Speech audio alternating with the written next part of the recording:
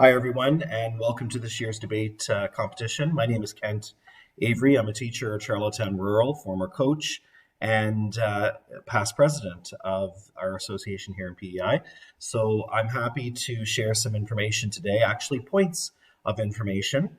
We're going to talk a little bit about making the most of your POIs, points of information, and how you might be able to use those in this weekend's debate competition as well as going forward as debaters here in the province. So I have to just quickly share one little tidbit that somebody told me a number of years ago, that there's a misnomer out there that the more POIs you use, the better your side will look. And I think that it's important to note that it's about finding that it's about finding the way in with a POI, and it's using the most effective POIs to bolster your side, your argument, whether you're for or against. And so I would just argue that it's not about quantity, it's about quality. And hopefully after today's presentation, you see exactly that. So every debate has a motion at its very core. And this is the issue that is being discussed either by opposition or proposition.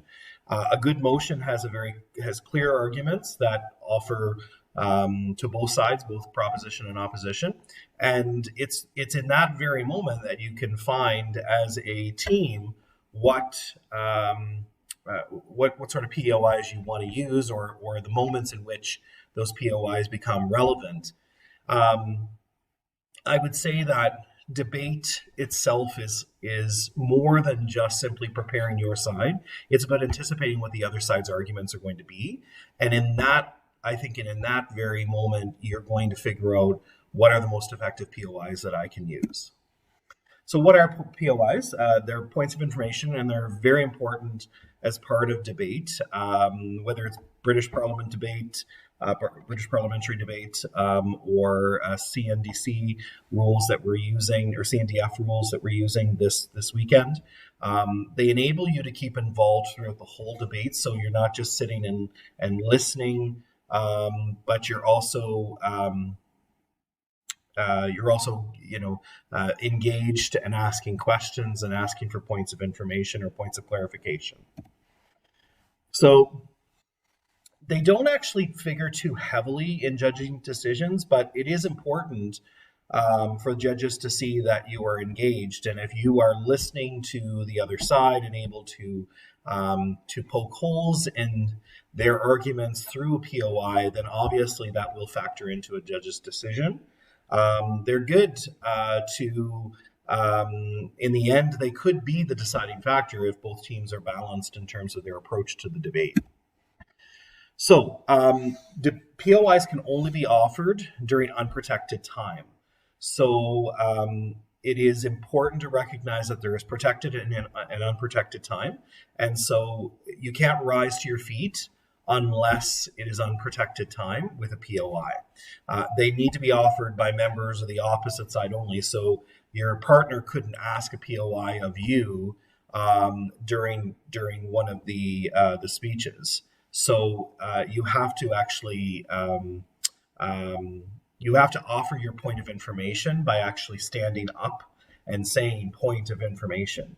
And it will be up to the speakers to either accept or decline that point of information. And they simply say, yes, please, or no, thank you. And oftentimes that can be done by just simply, if it's a no, thank you, to just hand gesture to sit down. But the polite way is to respond either yes or no. Points of information need to be quick. They shouldn't be any more than 15 seconds. So it's not a chance for you to steal the debate time. It's not a chance for you to take the limelight away from the speaker. Instead, it can be a very strategic way to poke holes in another person's argument. So how do you deal with a POI? You need to dismiss them briefly. Typically, if that is the advice that I would give, you need to figure out a way to dismiss the person and get on with your speech. And sometimes, sometimes the points are invalid in some ways. You need to answer them more fully and merge your answer into what you're going to say next. So there is an opportunity to dismiss, and there's an opportunity to envelop someone's POI. So how do, and just, in terms of another way to deal with a POI, you can say that you're planning to deal with that point later in your speech. You know, you can refute the POI right on the spot, which is probably the most, I guess, the most effective way. But there may be something within that POI that will allow you to refute it later on in your speech. And POIs are often used to throw the opponents off their strategic game. So it's important to be ready for them. It's important to not give in to the moment of being kind of frazzled or what have you. And it's, you make a decision either to accept it or decline it. And that can be either at the beginning or it can be in your reply to the POI. So that's it for me in terms of POIs. Thanks so much, and I wish you all the best for this coming weekend's competition.